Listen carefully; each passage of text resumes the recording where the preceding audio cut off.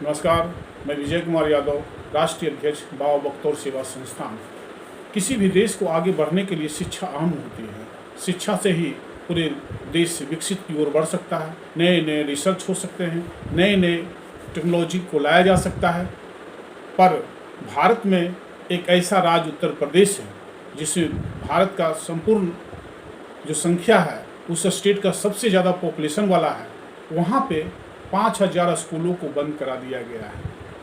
बताइए, वहाँ की जनता तो परेशान है ही है।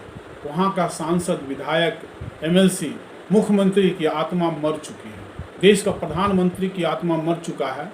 क्योंकि यही नहीं, उत्तर प्रदेश के साथ साथ मालूम हो रहा है कि राजस्थान में भी 9 से 11,000 स्कूलों को बंद कराने की बात करता है। और उसी तरह से महाराष्ट्र में भी जहाँ जहाँ बीजेपी सत्ता है वहाँ स्कूल को बंद कराने की बात हो रही है। तो आप जान जाइए, जो बंद कराने की बात हो रही है वो मनुस्मृति की बात है। मनुस्मृति से ये प्रेरित है और उस प्रेरणा से ही पा करके स्कूल को बंद कराने का काम किया है। क्योंकि मनुस्मृति में ही SC, ST, OBC को शिक्षा का अधिकार नहीं था। उन्होंने कॉलेज स्कूल की कोई बात ही नहीं है, शिक्षा देना ही नहीं है। तो आज ये प्रेरित हुए हैं। तो शायद लगता है कि 5000, 11,000 स्कूलों को बंद कराने के लिए घोषणा कर दिया है। वहाँ की जनता को अब सोचना पड़ेगा कि आने वाला भविष्य उसका अंधकार है, वर्तमान भविष्य भी युवाओं का अंधकार है। इसलिए उसे रोड पर आने पड़ेगा। यही नहीं, बिहार में भी वही स्थिति है। स्कूल है पर अच्छी शिक्षा नहीं दे पाते हैं।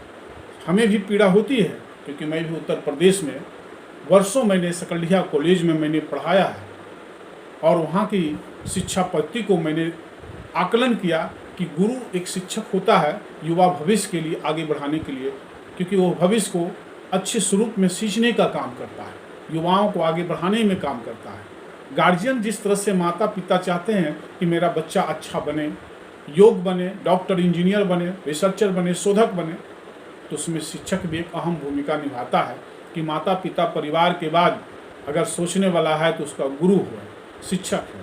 और शिक्षक को इतनी पीड़ा होती है कि जिस एरिया में अगर वो जाता है, अगर शिक्षा पद्धति वहाँ के सही नहीं है तो उसे आत्मा बहुत दुखित होता है।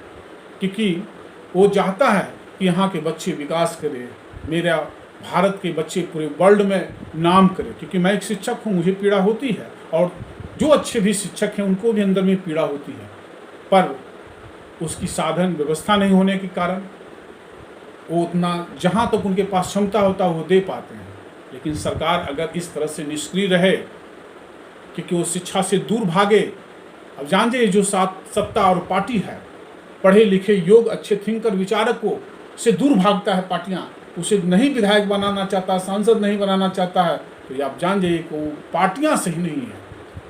अब पार्टियाँ सही नहीं है तो अच्छे निश्चित है कि विधायक अच्छे विचार के नहीं होंगे, उसे शिक्षा से कोई लेना देना नहीं होगा। हो सकता है कि वहाँ का गुंडा होगा, पढ़ा लिखा ठप्पा मार होगा, केवल वह पार्टी का गुलाम होगा। तो उस जगह आप देख लीजिएगा, अपने क्षेत्र को आकलन करिएगा। अगर अच्छे विधायक, सांसद, MLC नहीं है तो आपका निश्चित है कि प्रखंड, थाना, स्कूल और हॉस्पिटल कोई सही तरीके से काम नहीं हो सकता है। थाना होगा तो बिना लूट सूट घसोट में खून चल रहा होगा, स्कूल होगा तो शिक्षक समय पर आ नहीं रहा होगा, हॉस्पिटल होगा तो एक बुखार का भी दवाई आपको उस हॉस्पिटल में नहीं मिलेगा, कोई जांच का इक्विपमेंट नहीं मिलेंगे, और डॉक्टर भी नदारत ही रहेंगे। ब्लॉक है तो बिना पैसा का ये काम नहीं होगा।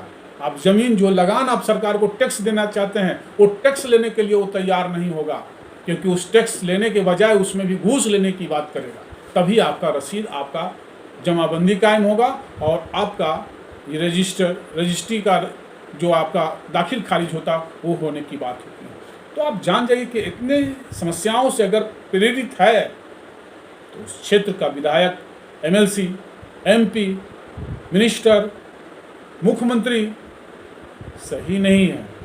इसलिए जनता को मैं चाहता हूँ कि अपने युवा बच्चों की भविष्य को आप चाहते हैं, ऐसे विधायक को, ऐसे पार्टी को जो अयोग्य विचारक को नहीं दे करके गलत आदमियों के हाथों में जो दिया है, ऐसे को वोट करना भी ये जान जाइए अपने पैर में कुल्हाड़ी मारना और युवा भविष्य को अपने बच्चों को अच्छे शिक्षा की ओर प्रेरित न करना।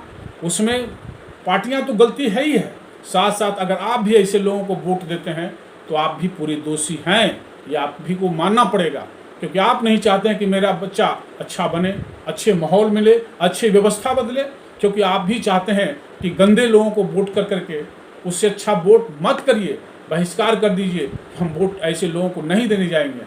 अगर अच्छे हैं तो अच्छे को वोट करिए, क्योंकि आपका ज़मीर जागा हुआ है, अपने बच्चों को भविष्य को देखना है, इसलिए आप अच्छे लोगों को साथ दें। जय हिंद, जय भारत।